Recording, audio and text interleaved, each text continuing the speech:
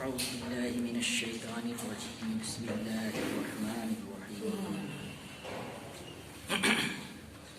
أنزل من السماء ماء فسالت أودية بقدرها فاحتمل السيل زبدا رابيا ومما يوقدون عليه في النار ابتغاء حلية أو متاع زبد مثله كذلك يضرب الله الحق والباطل فأما الزبد فيذهب جفاء وأما ما ينفع الناس فيمكث في الأرض كذلك يضرب الله الأمثال للذين استجابوا لربهم الحسنى والذين لم يستجيبوا له لو أن لهم ما في الأرض جميعا ومثله معه لافتدوا به أولئك لهم سوء الحساب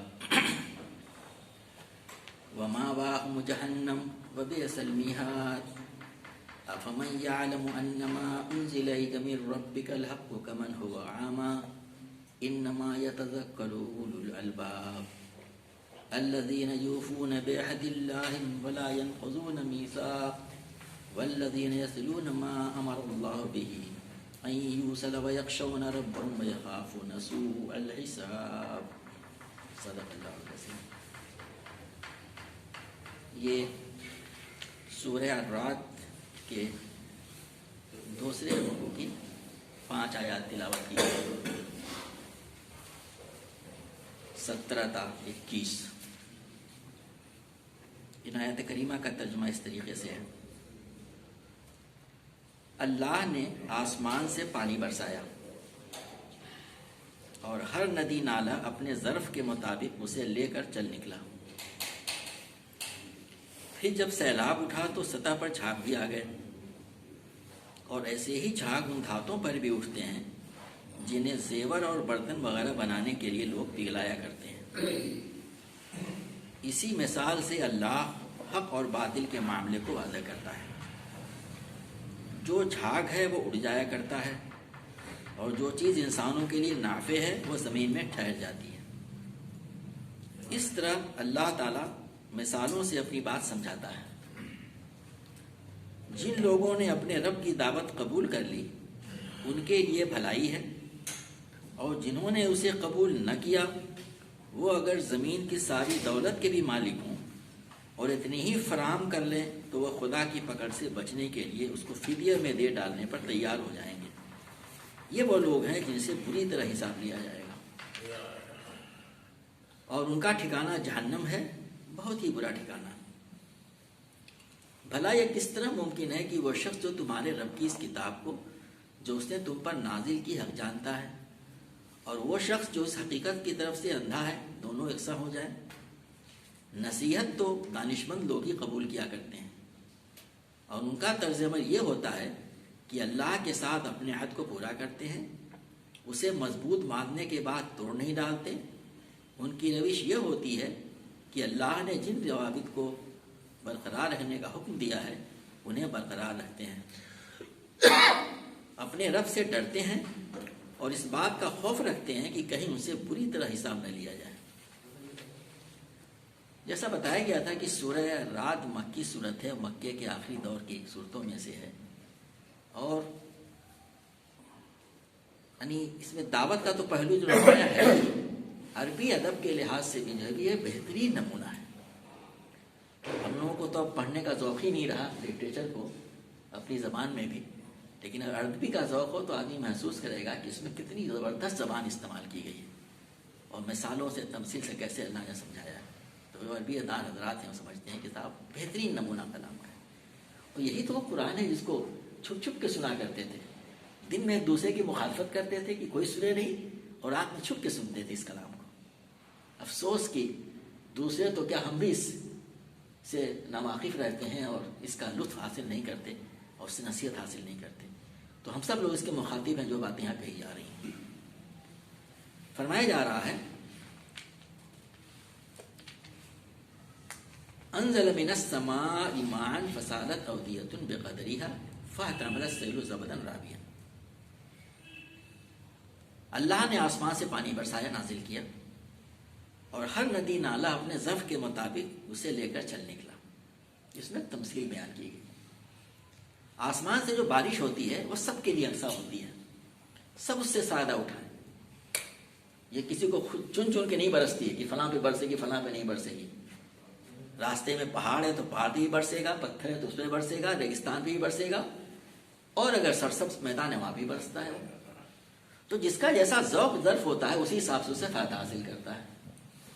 اسی طرح بیان کیا گیا ہے کہ آپ جو لوگ بارش سے دیکھتے ہیں، لیکن اگر آپ اوپر سے دیکھ رہے ہو تو اور بھی نمایاں نظر آتا ہے کہ کچھ جگہوں پہ بارش ہوتی ہے تو پتہ ہی نہیں چلتا بارش ہوئی، جیسے ریگستانی علاقہ ہو یا ایسے علاقہ ہو جہاں پہ بہت زیادہ پانی زمین سوکھتی ہے. وہ کچھ جگہ ایسی ہوتی ہیں لگتا ہے کہ ذرا سا ہی پانی برسے گا کیچڑ کیچڑ ہو جاتا ہے. کچھ جگہ ایسی ہوتی ہیں جہاں پہ بہت ہی پتلا راستہ ہوتا ہے تو بڑی تیز دھار بہنے لگی، اسے کہتے ہیں کہ سلاگش واٹر فلو. اور کہیں بہت چوڑا راستہ ہوتا ہے، وادی ہوتی ہے تو بہت زیادہ پانی بھی بہ رہا ہے، ہائیڈرولک سے لوگ یہاں موجود ہیں تبھی لگتا ہے پانی بڑا کم ہے. پانی وہی ہے، بھائی بارش ہو رہی ہے. اسی کی طرف پیدا کیا جا رہا ہے کہ ہر ندی نالا اپنے ظرف کے مطابق اسے لے کر چل نکلا. مفسرین نے بڑی تفصیل سے باتیں بیان کیا ہے کہ جب بارش ہوتی ہے تو اس میں پانی برستا ہے تو اس میں جیسا میں نے بھی آپ کو بتایا کہ کچھ ندی نالے چوڑے ہوتے ہیں، کچھ پتلے ہوتے ہیں، کچھ پانی پتلی زمین ہوتی ہے تو وہاں پہ آپ اوپر سے دیکھ لیجیے انتہائی گہرا پانی ہے، پھر بھی ایک ایک پتھر آپ کو صاف نظر آ رہا ہے. اور کہیں پانی کی سطح بہت ذرا سی ہے لیکن اتنا گندا پانی ہے کہ کچھ نظر نہیں آ رہا. کہیں پہ اتنی فرسٹ کلاس کے ٹراؤٹ اسی میں نشو و نما پا رہے ہیں اسی پانی میں، اور اسی پانی میں کہیں گھڑیال اور زہریلے جانور پائے جا رہے ہیں اس کے اندر میں. اسی پانی سے کہیں سرسبز و شاداب کھیتی ہو رہی ہے، طرح طرح کی کھیتیاں ہو رہی ہیں، قسم قسم کے اس میں سبزے اگ رہے ہیں، اور کہیں پہ کچھ نہیں ہو رہا ہے یہاں پہ. تو جیسا ایسا اس کا ظرف ہوگا اسی طریقے سے اسے فائدہ حاصل کرتا ہے. یہی حال نبی کریم صلی اللہ علیہ وسلم کے اوپر جو قرآن نازل ہو رہا ہے، جو وحی نازل ہو رہا ہے، اس کا سب کے لیے یکساں ہے، پورے دنیا کے لیے، 7 ارب انسانوں کے لیے. آج کے زمانے کی بات کہہ رہا ہوں، اس زمانے میں جتنے لوگ ہیں اب اس سے جیسا اس کا ظرف ہو اس سے حاصل کرنا ہے. تو اس میں نبی کریم صلی اللہ علیہ وسلم کو ایک طرف سے التفات کا پہلو بھی اس کے اندر میں، اور تمام دعوت کا کام کرنے والوں آپ دعوت دیے، لوگوں تک بات کو پہنچائیں آسان طریقے سے. اب جیسا اس کا ظرف ہوگا اسے حاصل کرے گا، آپ اپنی پوری کوشش کیے جائیے. یہ بات یہاں بیان کی جا رہی ہے اس تفصیل کے ذریعے سے. اب آگے فرمایا جا رہا ہے پھر اگلی بات، پھر جب سیلاب اٹھا تو سطح پر جھاگ بھی آ گئے. اسی میں آگے بتایا گیا تھا فَاحْتَمَلَ الصَّيْدُ زَبَدًا رَابِيًا. اب سیلاب میں اور کیا ہوتا ہے، جب بارش ہوتی ہے تو ہر مٹی میں الگ الگ اس کا رسپانس ہوتا ہے. کچھ میں بارش ہوگی اور اس کے بعد بھی کیچڑ نہیں ہوگا. جب بارش ہوتی ہے آپ دیکھ لیے کچھ علاقوں میں جا ہی لگتا ہے کتنا اچھا معلوم ہوتا ہے، اور کچھ علاقوں سے گزریے تو پورا کیچڑ ہی کیچڑ ہو جاتا ہے. کہیں پہ ایسا ہوتا ہے کہ خش و خاشاک ہوتے ہیں تو اس طرح سا پانی برستا ہے تو اس پر سے وہ کوڑا کرکٹ اور اس پہ گھاس پھوس نکل آتی ہے، بلبلے نکل آتے ہیں وہاں پہ. اسی کی طرف کہا گیا ہے کہ جھاگ بھی آ جاتے ہیں اس کے اوپر میں، اور کہیں کچھ بھی نہیں آتا ہے. تو یہی طریقہ یہی ہوتا ہے رویہ. قرآن پاک کی جو دعوت اصلاح اللہ کی دعوت جب پیش کی جاتی ہے لوگوں کے دلوں پہ تو کچھ لوگ جو ہوتے ہیں اس کو جذب کرتے ہیں، اس کے اندر میں یہ مومنین کی صفات بیان کی گئی، یا جو ایمان لانے والے لوگ ہوتے ہیں اس کو سن کر یہ ایمان قبول کر لیتے ہیں. اور کچھ لوگ ایسے ہوتے ہیں کہ فوراً ان کی گندگی، ان کا پورا گرد و غبار اور ان کے مخالفتیں باہر آ جایا کرتی ہیں، لگتا ہے اندر کچھ ہے ہی نہیں. جس طرح سے خش و خاشاک نظر آتا ہے بارش کے اس میں اور نیچے لگتا ہے کچھ ہے ہوا نہیں، ویسے ہی نیچے لگتا ہے کہ کچھ نہیں، صرف بس یہی ہے گندگی گندگی صرف ہے. وہ یہ گندے لوگ جو ہوتے ہیں وہ ایمان قبول کرنے والے نہیں لوگ ہوا کرتے ہیں. اس کی طرف لوگوں نے کہا کہ اس سے مطلب یہاں پہ لیا جا رہا ہے. پھر ایک دوسری مثال بیان کی گئی، وَمِمَّا يُوقِدُونَ عَلَيْهِ فِي النَّارِ ابْتِغَاءَ حِلْيَةٍ أَوْ مَتَاعٍ زَبَدٌ مِثْلُهُ. اور ایسے ہی جھاگ ان دھاتوں پر سے بھی اٹھتے ہیں جنہیں زیور اور برتن وغیرہ بنانے کے لیے لوگ پلایا کرتے ہیں.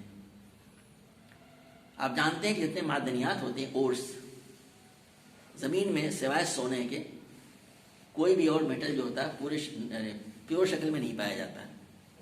سب نہ کسی اور کی شکل میں ہوتا ہے. اس کو گرم کیا جاتا ہے بہت زیادہ ہائی ٹمپریچر پہ، اس کے بعد سے شروع میں لگے اوپر جھاگ ہی جھاگ ہے. بالکل جھاگ اس معنی میں نہیں ہوتا ہے ایسے کہ پانی ہوتا ہے اس کا جھاگ، بلکہ اس کا جھاگ دوسری طرح ہوتا ہے، ریڈ ہاٹ بالکل ہوگا وہ طرح طرح سے، اور نیچے اس کے میٹل ہوتا نظر نہیں آتا ہے. تو بالکل مقصد کیا ہے آگ گرمی اس کو دینے کا؟ مقصد یہ ہے کہ اس سے میٹل جو صحیح چیز ہے جو کارآمد ہے وہ نیچے آ جائے اور باقی جو خراب چیز ہے اوپر آ جائے. تو ایسے ہی ہوتا ہے کہ جب اللہ تبارک و تعالیٰ کی طرف سے وحی جب نازل ہوا کرتی ہے تو اصل چیز جو ہوتی ہے وہ تو نیچے نظر آتی ہے، لیکن وہ جو لوگ چچورے قسم کے لوگ ہوتے ہیں جو سمجھ نہیں ہیں اسے، اس کا مخالفت کیا کرتے ہیں، ایسا لگتا ہے کہ ہر طرف بس مخالفت ہی مخالفت ہو رہی ہے۔ اس میں بھی نبی کریم صلی اللہ علیہ وسلم کو التفات کا پہلو ہے، دوسرے لوگوں کو بھی، کہ جو مخالفتیں ہوا کرتی ہیں یہ وہ لوگ ہوتے ہیں جس میں مخالفت کریں گے لیکن اندر ہیں جو کارآمد چیزیں وہ رہے گی، وہی جو ہے کارآمد ہے، نافع چیز ہے وہ۔ اور یہی اصول علماء نے کہا ہے کہ دوسری چیزوں کے لیے بھی دنیا میں کہ جو کارآمد چیز ہوتی ہے اللہ تعالیٰ اس کو دنیا میں دوام بخشتا ہے، اور جو چیزیں ناکارہ ہوتی ہیں وہ بالآخر ختم ہو جایا کرتی ہیں۔ تو کہا گیا ہے کہ آدمی تانبا ہو، سونا ہو، چاندی ہو، زیور بناتا ہے، اس سے برتن بناتا ہے، وہ تمام کی تمام چیزیں ہوتی ہیں، اوپر ہوتا ہے اور کچھ دنوں میں ہٹ جاتا ہے کرتا ہے۔ تو جو لوگ میٹلرجی سے واقف ہو کے جانتے ہوں گے کہ شروع میں جب گرم ہوتا ہے تو بہت موٹی موٹی جھاگ ہوتی ہے اس کی، جو سلیک کہلاتا ہے، لیکن کچھ دیر کے بعد سے وہ کافی پتلا ہو جاتا ہے، اس کو بھی چھانٹ کے کنارے کر دیا جاتا ہے، اور نیچے بالکل پیور میٹل رہ جاتا ہے، جسے ہم جب ٹھنڈا ہوتا ہے تو میٹل ہوتا ہے اس چیز کا وہ۔ اسی طریقے سے اللہ تبارک و تعالیٰ جو ہے دنیا میں حق و باطل کا معاملہ بھی ہوتا ہے، اللہ کی طرف سے وہی کا معاملہ بھی ہوتا ہے۔ کچھ مفسرین سے ایک معنی اور لی ہے جو بڑی معنی خیز معلوم ہوتی ہے کہ اللہ تعالیٰ کی طرف سے جو آزمائشیں ہوتی ہیں طرح طریقے سے، وہ بھی اس طرح کی ایک طرح سے بھٹی ہوتی ہیں۔ اس آزمائش میں کچھ لوگ جو ہوتے ہیں وہ کھڑے اترتے ہیں، اور کچھ لوگ جو ہوتے ہیں اس میں تھوڑی سی آزمائش پڑی بس فوراً ان کے اندر ابالپن آ گیا اور وہ الگ ہو جایا کرتے ہیں۔ ہم دنیا میں دیکھتے ہیں اللہ تبارک و تعالیٰ جو ہوتا ہے کسی کو دے کے آزماتا ہے، کسی کو لے کے آزماتا ہے۔ کچھ لوگوں کی آزمائش ایسا کرتا ہے کچھ نہیں دے رہا ہے تو صبر کرے وہ، اور کچھ لوگوں کو اللہ تعالیٰ ایسے آزماتا ہے کہ پہلے تو نہیں دیا تھا تو پریشان تھے، بہت دعائیں مانگا کرتے ہیں، تو قرآن کی آیتیں اس طرح کی ہیں۔ اور جب کچھ اللہ نے ان کو نواز دیا تو معلوم آپ ایسے باہر چلے جا رہے ہیں۔ یہ بھی کچھ مفسرین اس کے معنی بھی لیے ہیں کہ یہ گویا کہ وہ یہ جو اللہ تعالیٰ کا جو دینا ہے وہ آزمائش ہے، اس طرف کہا جا رہا ہے۔ اللہ تعالیٰ فرما رہا ہے کہ اور زبردست اسی طرح سے اس کی مثال ہے، اس جھاگ کی مثال ہے، کذالک یضرب اللہ الحق والباطل۔ اللہ تبارک و تعالیٰ اسی مثال سے اللہ حق اور باطل کے معاملے کو واضح کرتا ہے کہ حق جو ہے وہ ہے جو نیچے جم جاتا ہے، جو میٹل ہے، جو صاف پانی ہے بارش کے دنوں میں، اور باطل کیا ہے؟ وہ جو جھاگ ہے، جو سلیگ ہے، وہ باطل ہے۔ اسی طریقے سے اللہ تعالیٰ اس کو واضح کرتا ہے۔ پھر آگے فَأَمَّا الزَّبَدُ فَيَذْهَبُ جُفَاءً، تو جو جھاگ ہے وہ تو اڑ جایا کرتا ہے، اور جو چیز انسانوں کے لیے نافع ہے وہ زمین میں ٹھہر جاتی ہے۔ تو مثال کی بات کہنے کے بعد اللہ تعالیٰ اس جھاگ کو جو پانی سے اٹھا تھا اور اس سلائک کو جو میٹل کے پروسیسنگ سے نکلا تھا اس کو بتایا کرتا ہے کہ حق و باطل کی مثال بالکل ایسے ہی ہے۔ ان دو مثالوں میں علماء کرام نے کئی صفحے بتائے ہیں کہ مثالیں دے دے کہ اس سے کیا کیا معنی لیے جا سکتے ہیں۔ اس کی پچھلی آیتوں میں عقل کو اپیل کیا گیا تھا، تدبر کو اپیل کیا گیا تھا کہ آدمی غور کرے، فکر کرے، اس پہ اپنی عقل کا استعمال کرے، تو بہت سارے معنی اس سے لیے جا سکتے ہیں اسی ضمن میں کہ حق و باطل اللہ تبارک و تعالیٰ کس طریقے سے دنیا میں ایک دوسرے سے واضح کرتا ہے، ممیز کرتا ہے۔ جو چیز مفید ہوتی ہے اللہ تعالیٰ کی طرف جو وحی آ رہی ہے وہ مفید چیز ہے، وہ نافع ہے، وہ رہے گی۔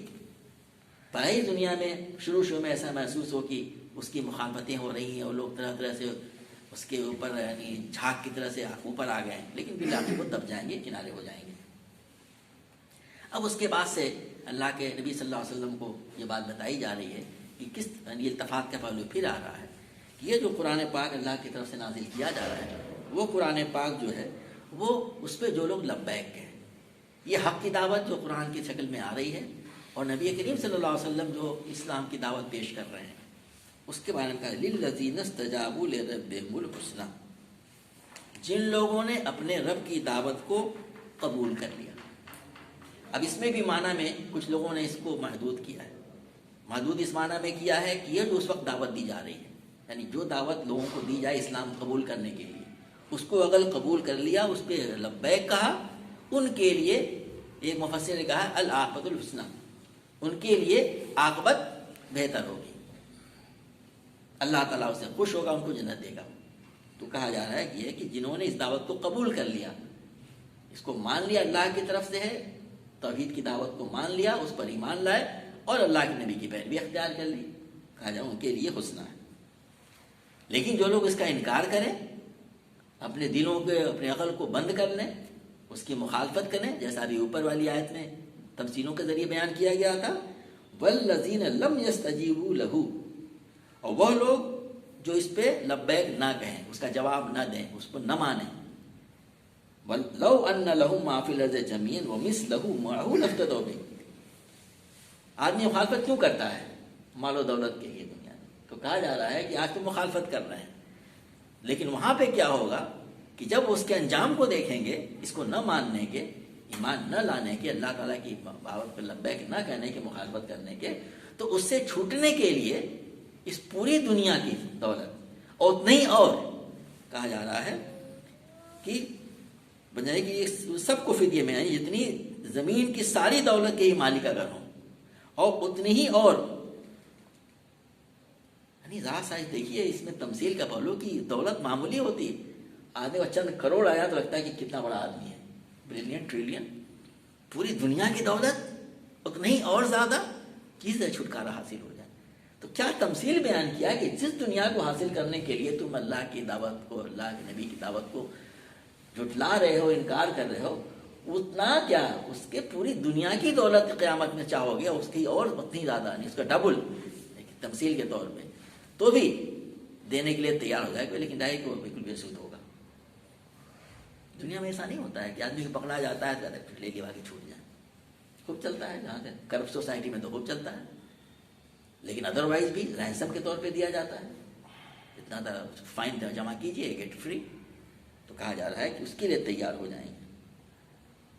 اللہ تعالیٰ سے جو ہے یہ آیتیں کفار مشرکین کے لیے صرف نہیں ہیں، ان تک ہم پہنچائیں گے تب پہنچیں گے، ہمارے لیے بھی ہیں کہ ہم اپنے بارے میں سمجھا کریں. اب کچھ لوگوں نے اس آیت کے میں یعنی کچھ اور وسعت دیا ہے اور کہا ہے یہاں پر للذین استجابوا لربہم الحسنی میں صرف یہ بات نہیں ہے کہ جنہوں نے اس دعوت کو قبول کر لیا یعنی مسلمان ہو گئے، مومن ہو گئے، بلکہ اس کے معنی میں یہ چیز شامل ہے کہ اللہ تعالیٰ کے اسلام قبول کر لینے کے بعد اوامر و نواہی پر عمل کیا، جس چیز کا اللہ نے حکم دیا اس کو کیا، اور جن چیز سے منع کیا ان سے رک گئے. تب گویا کہ انہوں نے اللہ تعالیٰ کی دعوت پہ لبیک. یہ مطلب ہوتا ہے کہ قرآن میں کیا کہا گیا، فلاں چیز کرو فلاں نہ کرو. تو کہا گیا جن چیزوں کو کرنے کا حکم دیا گیا اس کو کیا، اور جن چیزوں سے منع کیا اس سے رک گئے. تو گویا کہ انہوں نے اللہ کی دعوت پہ، اپنے رب کی دعوت پہ لبیک کا اس کا جواب دیا، اس کو مان گئے. اس میں سادہ وسعت ہے. تو زیادہ مفسرین نے یہ بات کہی ہے، اس میں وہ چیز بھی شامل ہے کہ ایمان لانا، اور ایمان لانا کافی تو ہے نہیں، ہم سب جانتے ہیں ایمان اور اس کے بعد عمل صالح آتا ہے. تو پوری کی پوری دعوت. اب پہلی بات تو 90-95% سے زیادہ لوگ نماز ہی نہیں پڑھ رہے ہیں، اسلام کا جو سب سے بنیادی رکن ہے. اب جو پڑھ رہے ہیں وہ پھر یہ سمجھنے بیٹھ جائیں کہ بس اٹس انف، مسجد کے بعد جانے کے بعد سے جیسے دروازے سے باہر نکلے اب ہم دوسری دنیا میں پہنچ گئے. کہا جا رہا ہے کہ پوری کی پوری دعوت پہ لبیک کرنا، کیا کیا حکم دیا گیا، کس چیز سے منع کیا گیا کرنے کے لیے آدمی ہے، ان کے لیے کہا گیا، ان کے لیے عاقبت میں جو ہے ان کے لیے اچھائی ہے. پھر کہا اولئک لہم سوء الحساب، ایسے لوگوں کے لیے بہت ہی برا حساب لیا جائے گا. اس برے حساب سے کیا مطلب ہے؟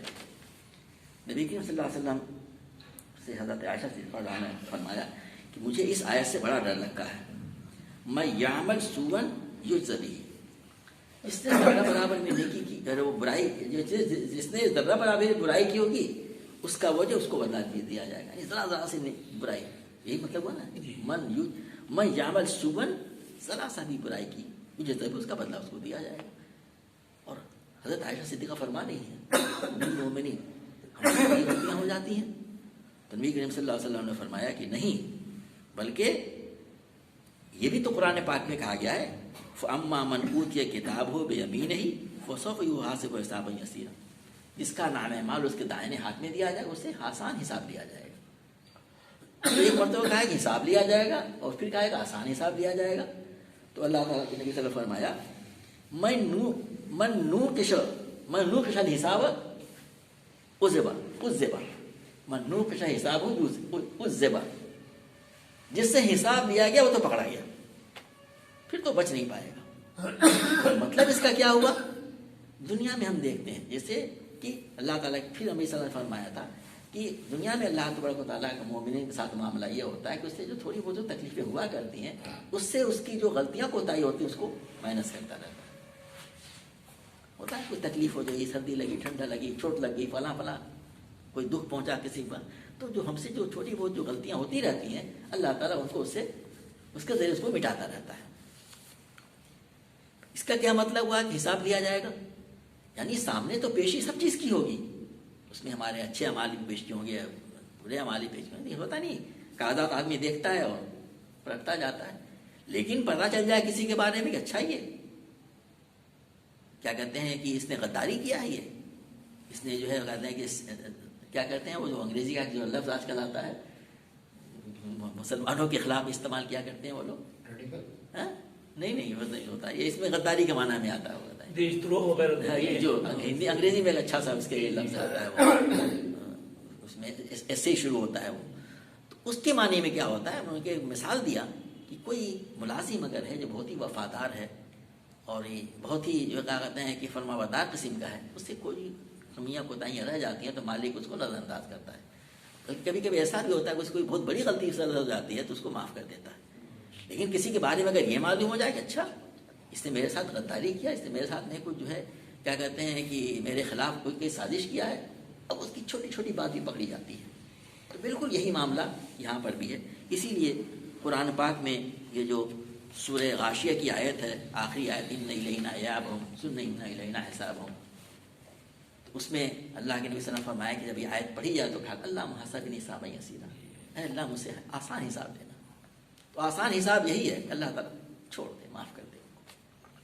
اسی لیے کہا گیا ہے کہ جن لوگوں نے ایسا کام کیا اولئک لہم سوء الحساب، ان سے زبردست حساب لیا جائے گا، بہت برا حساب لیا، ایک ایک چیز پکڑی جائے گی ان کی. کیا یہ آیت ڈرنے کے لیے اور کانپا دینے کے لیے کافی نہیں ہے کہ آدمی ہر وقت اس بات کا خیال کرتا رہے؟ میں سب سے پہلے خود کو مخاطب ہوں کہ کوئی غلطی تو ہم سے نہیں ہو رہی. ہر وقت آدمی، اور خاص طور سے نماز عشاء میں ہم جب دعائے قنوت پڑھتے ہیں پورے دن کا گویا کہ اللہ تعالیٰ کو حساب دے رہے ہیں کہ اللہ تعالیٰ میں نے کیا کیا، میرا کیا رویہ رہا. اس وقت اپنا محاسبہ کرے اور سونے سے پہلے آدمی وضو کر کے اور وہ دعائیں جو مرسلوں نے پڑھ کر کے آدمی اپنا حساب کرے، آج کا میرا دن کیسا رہا، اللہ کی کتنی نافرمانی ہے، کتنی فرما برداری ہے. اور نیکسٹ مارننگ کل سے انشاءاللہ وہ کمیاں تھی وہ دور کرنے کی کوشش کروں گا اور کچھ بہتر اچھی چیزیں کرنے کی کوشش کروں گا. تو ہماری عشاء کی نماز اور ہماری فطر کی نماز دیکھیے اس کا لطف کیا ہوتا ہے. اللہ تعالیٰ سے کچھ بات کی توفیق عطا فرمائے. تو وہ ماں باپ جہنم، اس کا ٹھکانہ جہنم ہوگا، وہ بے سلمی ہاتھ اور بہت ہی برا ٹھکانہ ہے. اللہ محفوظ رکھے. اب پھر اللہ تعالیٰ نبی صلی اللہ علیہ وسلم کو تسلی دے رہا ہے اس کے ذریعے سے ہم تمام لوگوں کو، ہم سب لوگ اللہ کے دین کے داعی ہیں، ہمارا فرض منصبی ہے. افمن یعلم انما انزل الیک من ربک الحق کمن هو اعمی. اعمی کہتے ہیں اندھے کو. یہاں پہ اندھا یہ آنکھ والا اندھا نہیں، دل اور دماغ کا اندھا. تو کہا جا رہا ہے کہ کیا یہ ممکن ہے کہ وہ شخص جو تمہارے رب کی اس کتاب کو جو نے تم پر نازل کی حق جانتا ہے، اس پر ایمان لاتا ہے، حق جانتا ہے، اس پر ایمان لاتا ہے، اس کی کتاب پہ عمل کرتا ہے. پچھلی آیتوں میں بات آ چکی ہے. تو اس کے بارے میں آج کل کیا کہا جاتا ہے ایسے لوگوں کے بارے میں؟ مذہبی قسم کے لوگ ہیں، یہ nothing else to do problem. قرآن کہتا ہے کہ نہیں، اندھے وہ لوگ ہیں ادروائز تو اللہ کی بات پہ، اللہ کی دعوت پہ لبیک نہیں کر رہے ہیں. تو کیا دونوں کی زندگی ایک جیسی ہوتی ہے؟ انفارچونیٹلی ایسی ہو رہا ہے. کہا کہ جو شخص اللہ نے اس کتاب کے ذریعے جو آپ پہ نازل کیا ہے اس کو حق جانتا ہے. حق جاننے کا مطلب کیا ہوا؟ اس پہ عمل کرتا ہے، اس کے اوامر پہ عمل کرتا ہے، اس کے منہیات سے رکتا ہے، اس کی زندگی بالکل تبدیل ہو جاتی ہے. تو کیا وہ شخص جیسا ہو سکتا ہے جو اس حقیقت سے اندھا ہے؟ ظاہر ہے کہ دنیا میں جیسے نہیں ہوں گے یہ لوگ، تو آخرت ان کی ایک چیز ہونی چاہیے نہیں. تو اسی معنی میں ہے کہ کیا یعنی اس معنی کہ جو ہے کہ اس کا مطلب انکاری میں ہے کہ نہیں ایسا نہیں ہو سکتا. جو شخص حق کو حق مانتا ہو، اس پہ عمل کرتا ہو، اور وہ شخص جو اس کو نہ مانتا اس کی طرف سے اندھا بنا ہوا ہو، دونوں جیسے نہیں ہو سکتے. اسی طرف تو کہا جا رہا ہے کہ انما یتذکر اولو الالباب، اولو الالباب ہی تو تذکیر حاصل کرتے ہیں. تو یہ وہ لوگ جو اس بات کو حق مان رہے ہیں، یہ ہیں عقل والے لوگ. ان کو اللہ نے عقل والا کہا گیا ہے، اس سے تو تذکیر وہی حاصل کرتے ہیں. اب اس تذکیر کے حاصل کرنے کے بعد سے، اس سے نصیحت حاصل کرنے کے بعد ان کی زندگی کیسی ہو جاتی ہے؟